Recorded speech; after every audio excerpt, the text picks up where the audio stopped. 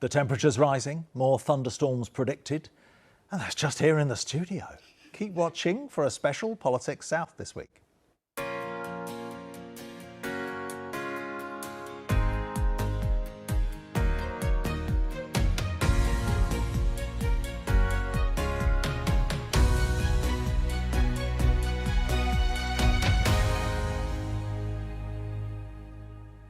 Now, they've been derided as snowflakes, hit with disrupted education and work prospects on account of the pandemic, and they're going to inherit the environmental crisis that their parents made. Being part of Gen Z feels a bit grim. And who's listening to their concerns? Well, today that changes. We're devoting the whole programme to issues facing young people. I think there's also been a lot of current events recently that have not stacked the odds in our favour, like we've had the COVID-19 pandemic and the cost of living crisis, and also we're facing the aftermath of Brexit still. And funding for youth services is now at its lowest ever real terms level. It's threatening all sorts of vital work. They get away from their normal surroundings and actually they get the opportunity just to be young people and have a laugh.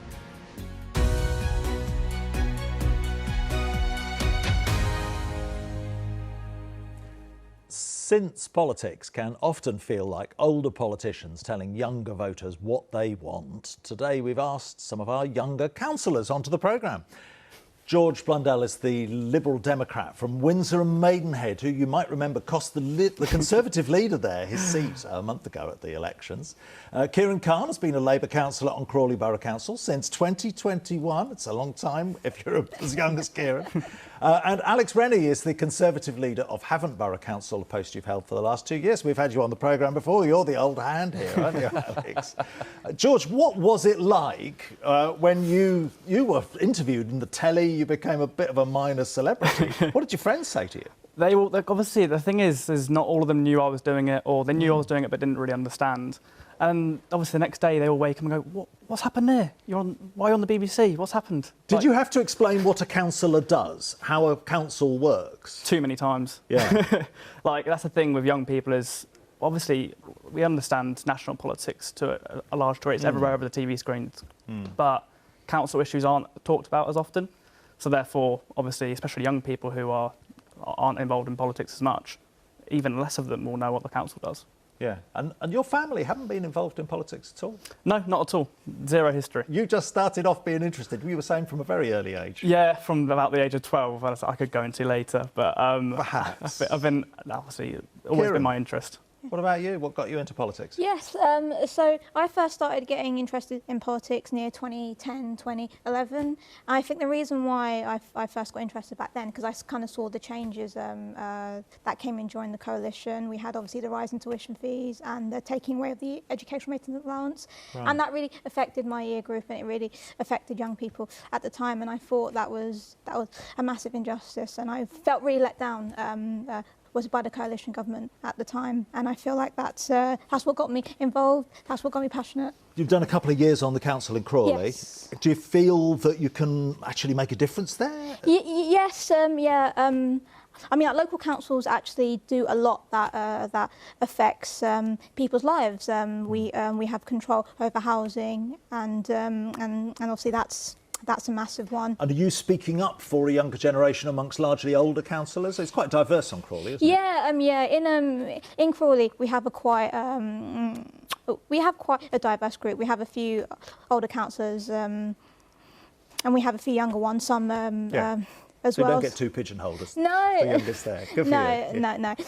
I'm not even the youngest on the entire council anymore. So, yeah. Alex, you're the leader. Yeah. I know.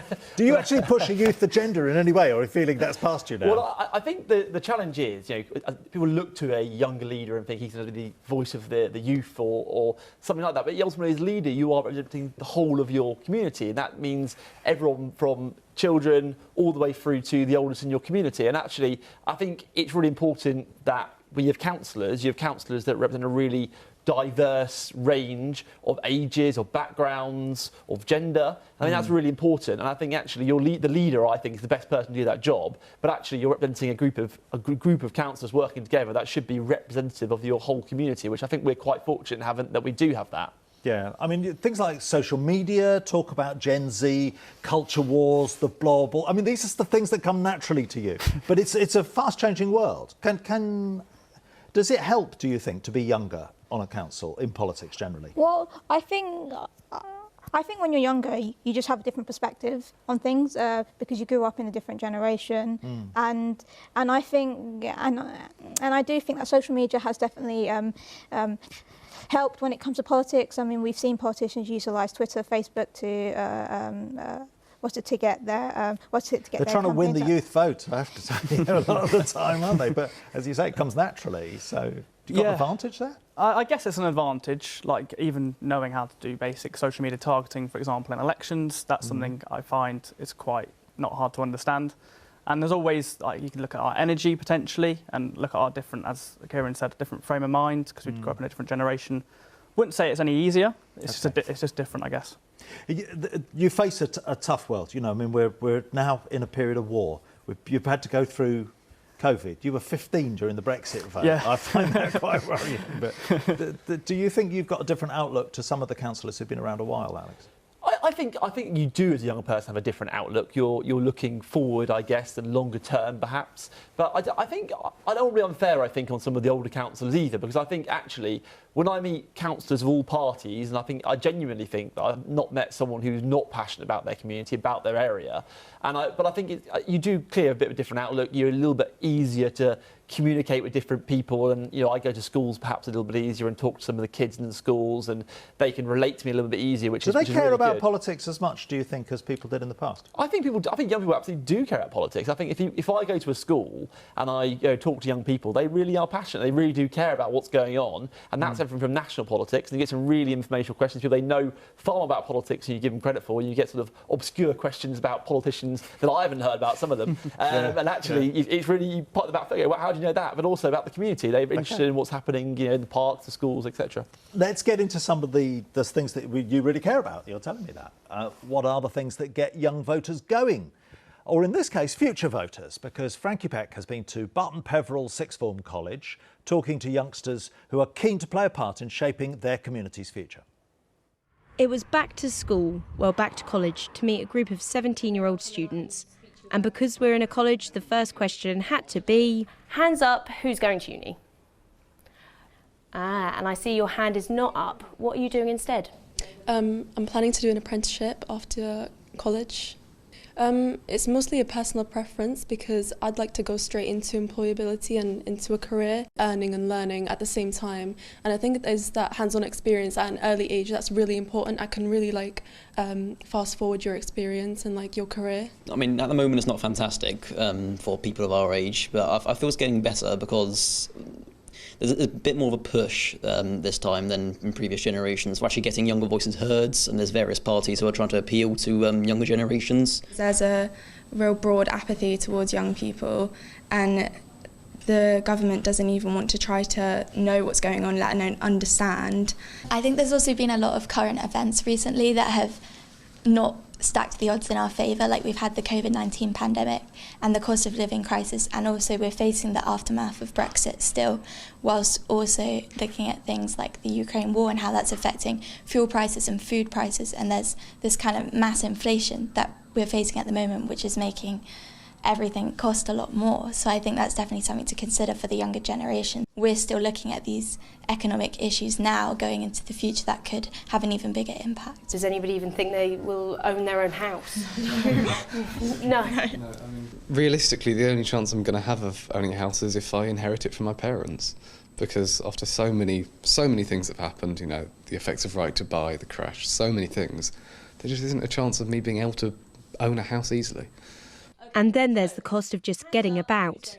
I just passed my test and I live in a really quiet area. The closest buses get you to the next town, which doesn't have much else public transport. So for me, it wasn't, though it was a big thing when it came to how much they would cost, it was something that I had to do to be able to get around. And I get the train to college, and my ticket for the whole year has cost me over £1,000. Transport for younger people, as many people have said here, it's not good, and some places it just doesn't exist, and even still then it's expensive, and it's it's not helpful if it's expensive because then it's not accessible. And how do you get to college? I take a bus. And how's that? It's expensive. It's £600 a year, which isn't too bad, but also it doesn't run at like very good frequencies. It's twice a day, which is hard when I live the other side of the city, so there's no other way to get there. So does the political system work for you? I guess there's always room for improvement, but I don't think, for me personally, it's not the worst political system in the world. I think it does work generally. I really disagree because, folks are 16. There are 2 years worth of people who have very similar rights to people over the age of 18 and yet don't have the right to vote. We're not being listened to and we don't have the right to be listened to. I think especially now, young people are getting increasingly politically aware more than anything, and I think that we'd all appreciate being able to vote and actually be able to action that political awareness. Would you have party allegiance, or is it based on policy for you? It's definitely more based on policy. I feel the whole idea of party loyalty is a bit stupid. And I would definitely be willing to change who I would support based off of a really important issue. If it was a lesser one, maybe not so. I think because of the first past the post system that we have, it's sometimes hard to vote just based on policy, because realistically it only ever seems to be Labour or Conservative that do get into power. So I think you have to think quite tactically about who you vote for, especially based on the area you live in. For example, I'm very interested in environmental policy, but a Green Party MP would never win in my constituency because it's always a Conservative area, so you have to vote tactically. Being loyal to one party is quite dangerous because you can kind of turn a blind eye to what their policy changes are, because if you've always voted that way, you've always voted that way. And I think you should be driven by policy because policies change, times change. It's important to stay up to date, and if it's a party loyalty within family as well, that can become quite dangerous because obviously you're very influenced by your family and what they think. So I think you should always sort of vote rather by policy than rather by loyalty. Yeah, right, let's talk policy. Kiran Khan, transport costs was something they were talking about. Yes, yes. We've seen with transport costs and the cost of living how much it does cost to get a train and how much it costs to get a bus, which is why I've always been passionate about renationalising railways. I think that would be a good start. They're pretty much nationalised at the moment, aren't they? After COVID, I mean, the government is running the railways, but you think putting a lot more money into buying those, taking over all the contracts, it would run better? Yes, yes. I've definitely been passionate about that because when you take over the contracts, you stop private companies being able to raise their ticket prices at and bus companies. I mean, there's a lot of money coming in from the government into buses. Well, the capping of the fees for buses is making a huge difference. I think for young people, isn't it? Yeah, which I think is a really reasonable amount of money to get on the bus journey. But then they're saying £600 to £1,000 there for a younger person, particularly on a low wage. I think you're right, because I don't know the circumstances of the person involved there, but I think, clearly that there are some challenges around transport costs, and I totally understand that. But the £2 cap will make a difference to a huge number of young people in getting to town centres, seeing their friends. Is that what's needed, or is it more than that? I think the £2 cap has been welcome, and I think it has been a policy that I've actually noticed. But I still think more is definitely needed to bring down costs, and I definitely think it's more important for more investment in these areas. And then housing as well. In the south of England, that is such a huge issue, isn't it? And how do you see this starting on your journey? It's crazy that our generation have almost been forgotten about in regards to housing. No one that I know will be looking at getting a mortgage at the moment. People are looking to rent. Rents are increasingly getting higher and higher. And it's obviously getting a mortgage and getting that amount of money is so hard for young people with the cost of living crisis already. It's just an issue that just keeps compounding itself, really. But is it not Lib Dem policy to, I know, in terms of house building, you're always constantly challenging on house building. You're always constantly challenging about housing numbers. That's probably how you got elected. People were concerned in your area about the number of new houses being built. Yes, that always happens. But one of the main issues with some of the housing that were being built is the lack of thought in regards to infrastructure, for example. And people were very upset about the fact that a lot of those developments didn't have a high percentage of affordable housing included in them. And therefore, if you want to create housing, it has to be well thought of, has to have an infrastructure around it to support it. And a lot of it was in greenbelt areas, which there's always difficulty with that. But that's a problem, isn't it? Resisting building is not the answer. Well, I think when it comes to the housing crisis, there are a few things that we need to do. when it comes to right to buy, I think that's a policy that has been disastrous for social housing, and when it comes to was giving councils more power to actually build housing, that would be a good idea. Is that happening, Alex?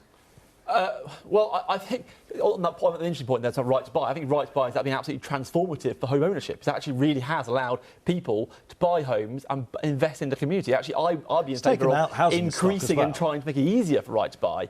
And actually, what needs to happen is more investment to allow councils to replace the houses that are lost. And I think that's one of the challenges. I think one of the real shames that the criticism you make of government at the moment is they stopped all the Help to Buy schemes at the moment, and we haven't got a flagship housing scheme running at the moment, which I can't believe is possible. I think that is the things we need to challenge government on. Actually, we need to be seeing a return of some of those schemes. I bought my house through Help to Buy. It was people criticise Help to Buy as a policy, but actually it did help me buy a home. It did help me out to get a 5% mortgage deposit. Yes, I'm now. Now your interest rates have gone up hugely. And it's true because my mortgage has doubled in the last year, and I feel the challenge of some of the policies that those Liz Truss policies, I was shaking my head disbelief at some of those and saw how that happened. But actually, ultimately, you do need those policies of things like Help to Buy, to come back, because it really does help young people get on that. What about employment? Because I mean, you've got fairly full employment in this country. We've had other economic problems recently, and in the past, unemployment was a huge issue for younger people, particularly. But then, are people getting the right training, the right skills? It seems like it. When I speak to my peers, normally people are always employed. They might not be employed where they want to be, but at the same time, I feel like the issue, obviously you can be employed, but what wage are you getting? That's the thing, it's the cost of living, isn't it? Yeah. I mean, when it comes to employment, I definitely think wages are stagnating, and they're definitely not meeting the cost of living. That's why we've seen so many strikes across the country, and that's why we see trade unions such as the RMT and other unions such as the National Education. Do you think your generation, the Gen Zs, are into the industrial action in the way that other generations have been? Well, it's interesting about the RMT and ASLEF and the strikes. Actually, that's having a huge amount of young people. Young people who can't drive and get around all of a sudden are now being crippled by these unions that are striking. And yet a lot of passengers seem sympathetic. To this country. Those people are already on very, very good, very well remunerated salaries. Yeah. Do you think these strikes could put young people off political thinking and activity, or more encouraging? I think it's the opposite. If you see people striking and really showing the political affiliation and really putting a lot of enthusiasm into it, of course it's going to galvanise the youth. That's real action, and that's empirical. You can see it happening, and you're holding the government to account. OK. Now, there is one area of government spending that's unequivocally targeted at young people: youth services. Maybe it's telling that, according to research by the YMCA, the real terms funding for that is at an all-time low. Here's Frankie again with a look at what that means in practice.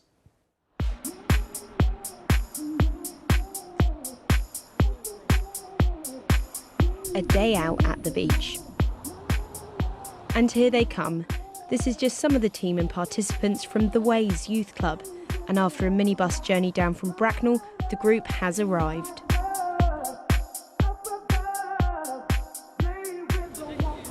And relax, as this is a rare treat. I don't go to the beach very often, but I do just like sitting on the beach. I do have a book with me, but it's in my backpack. Everyone loves going to Bournemouth because of the sand, the sea, the sun, everything. It's lovely. This may all look like great fun, but there's more to it than that. The Ways offers activities, advice and a safe place for children and young people aged from 8 to 25. The Ways engage with thousands of youngsters each year. Every young person has a story and their own journey to where they're at now, and it's down to us to try and support that and get them to lead on that support and identify with their own reflection what that looks like. Gareth used to attend these sessions. He started at the Ways when he was just 8, and now he runs them. Some of that's in schools, some of it's in the community, some of it's within our buildings, but the end goal is to get them onto days like this where they get away from their normal surroundings and actually they get the opportunity just to be young people and have a laugh. These trips and activities are getting more expensive. We only charge £5 for this week, but the trip itself, including staff time, costs about £400. So the other £340-ish we recruit from an activity pot which we work towards all year round. It's always a challenge. A recent report from the YMCA has found that local authority expenditure on youth services in England has been cut by 73% over the last 13 years, but investment in the sector has been given the green light. In March, the government announced the second phase of its Youth Investment Fund, a pot of money of £300 million to help renew the country's youth provision. In this second phase, there's £90 million, but that's going between 43 centres across the country. Here in the south, only 2 centres have been given a bit of that money. But is it enough? Each year it's just getting worse and worse and worse, but we're now getting to the point where there's barely anything left to cut. So what's left over is really the scraps of what's left in the system, basically. David and the YMCA have been following the numbers. Previously in 2010, the local authorities spent £182 per head per young person. Now it's £45. So that gives you that context in real terms of what that's meant. And we saw up until 2019 that 760 youth clubs had closed down. That was before the pandemic, that's before the cost of living crisis. So we need to see what that looks like now, because the situation is going to be worse than what it was before. For the Ways, which is a registered charity, they get about 1/3 of their funding from the local authority, and then they rely on fundraising and donations for the rest. We get a chunk from the local authority. In many respects, we are well supported because we're still supported by the local authority. Young people will always need provision, and that provision has reduced over the last sort of decade and more. There was a little bit of a spurt, and I think people started to identify the value of youth work through COVID and the support that we could offer through the pandemic. And that's still seen, but we're just hoping that hands will go in pockets. And for those who attend the sessions, it's made a pretty big difference. It's really nice there, and Gareth is really nice, and he's also helped me with getting my confidence up with work and with stuff which is outside of the Ways he's helped me with, so he's helped me with quite a lot of stuff. Oh, when I was really young, I used to stay at home all the time and be bored. I was like, why not give it a try? I liked it. Yeah, it's really inclusive, and it's really good to be there because it can get really stressful if I'm constantly at home, so it's really nice to just have a break and talk to my mates, and yeah. And today that's exactly what they all got.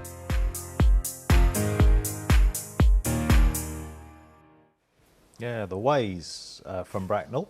Letting young people be young people. That's really important, isn't it? You know, you've gone into some quite adult situations. Well, adults, insulting, sorry. But do you see what I mean for those young, for the youth work? That people need to have time as well to develop themselves and their ideas. Through COVID and all the rest of it, that must have been really tough, Alex. Absolutely. I think you're seeing the government, they're putting huge amounts of money back into youth funding. I think £500 million announced last year back towards increasing provision in youth services. A lot needed to make up what's the damage that's been done. And there was clearly, if we reflect back on things in 2010 and the onwards, there was a lot of changes to how local authorities were funded, a lot of changes not just in youth funding, across the piece. And I think we can all talk about different challenges in different areas in council in terms of funding. But I think we are seeing a refocus on the need, particularly post-COVID, for young people, youth centres. Havant, for instance, we've opened the Havant Youth Hub, which is a partnership with the DWP, and that's helped, I think, so far nearly 200 young people into work, apprenticeships, everything else. A really great programme. We've got a one called Link Up Lee Park, which again is funding through the Health Foundation to really help with some of those inequalities we're facing. And actually, I think we're seeing a lot more about partnership working. It's not just the local authority, it's working with others, Police and Crime Commissioner, etc., about how you can have boxing clubs and things like that. So there's lots of ways you can work in partnership. Are you keen on that at a local level in Sussex, partnership working? Yes, yeah, I am. I am very keen on more investment in youth services. I think over the last 13 years we've seen what a disaster austerity has been, and we've seen the effects of a generation growing up on austerity. To be fair, through COVID, there was a lot of government money being spent, which we're now having to pay back. See, when it comes to, yes, that's true. Was when it comes to COVID, it was a once-in-a-lifetime event, and I think the government and the money that the government put into services is very welcome. But there's no doubt cuts to youth services in particular. Yes, but I don't think that that we can ever forgive 13 years of austerity, and I think austerity has been a disaster, and we've seen effects. We've seen libraries closed across the country, youth services cost. But if you wanted to go back to funding all that stuff, our taxes would have to rise hugely. See, I think when it comes to taxes, there's a progressive way to do taxes, and I think when it comes to taxing higher earners, and when it comes to taxing big business, wealth taxes, I think that's something that has to be done. And I saw the French protests. The young people out on the streets. Tax the rich it was, you know. Yeah. I mean, is that something which in general, when you're on a lower salary and you're not paying so much tax, or, you know, is that important? I guess it is important. And obviously, when you see people in this country being a lot more successful than you and you feel like you're disadvantaged by the government, you obviously are going to sit there and look at the 1% or look at the top 5%. And you're going to sit there going, why do they have that when I don't have that? And of course you're going to... Is that just a youthful thing? No, of course not. No. But obviously the youth are always so great at highlighting those issues, but you could be any age and have an issue with high taxes or the lack of high taxes. Redistribution. Yeah, redistribution. Well, I think it's interesting because I think actually young people should, I think my belief, a lot of people have aspiration, they should be living in social mobility. And actually, you know, if we're talking about high taxes and stifling business growth with high business taxes, that's all that's going to stop investment. And actually, young people need to be aspirational and they're trying to grow your career and actually do better than you know, your parents have done and your family have done. Setting business free, it's all about startups. Is that what a Labour government would you want to see that? Well, can I come back to that point? Yeah. I think when it comes to the way we do taxes in this country, we've seen how unequal this country is, and we've seen how unequal the wealth is spread out in this country. And I think if we were to get into a position where we can tax the top 1% in a way that is fair to justify creating a fairer society, that is something that we have to do. Fairer, more ethical. What about Amazon? Would you get tougher on them? Big corporations? Well, they haven't really had many tough laws or tax payments yet, have they? Obviously, you can obviously look at the positives of what Amazon bring to the country, tens of thousands of jobs. That's obviously, you can't ignore that. But obviously, if they're receiving quite interesting tax benefits, that's obviously a bit of a slap in the face for every other taxpayer who pays their income tax, their national insurance. I mean, the world is moving into these global corporations. Is any generation powerless to deal with them, Alex? And that's sometimes just the scary thing, isn't it, for us as younger people? You look at these massive corporations that actually are more powerful than governments in some ways. We're talking about AI regulation and things like that, and actually government is so looking and going, how do we regulate some of this stuff? Because these corporations are so powerful and they're so strong, and I think that is a real challenge of how do we work internationally to go, well, how do we make sure these corporates are paying taxes where they are making their money and contributing back to our society again? And I think there's a lot more work that needs to be done there. The great thing with you guys is I can see your ideas. You'll have time to see the results of them as well. You've got to deal with climate change as well. We haven't had to talk about that. No. But it's fascinating to hear from you. And also, you know, you all stick together as the young ones, unlike some of the older ones who just want to take lumps out of each other. Thank you for coming. Thank you. That's it for us this week. Thank you to George Blundell from Windsor and Maidenhead, Kiran Khan from Crawley, Alex Rennie from Havant. Next week, we're going to be looking at the controversy around the Bibi Stockholm, the barge in Portland. So hopefully see you then.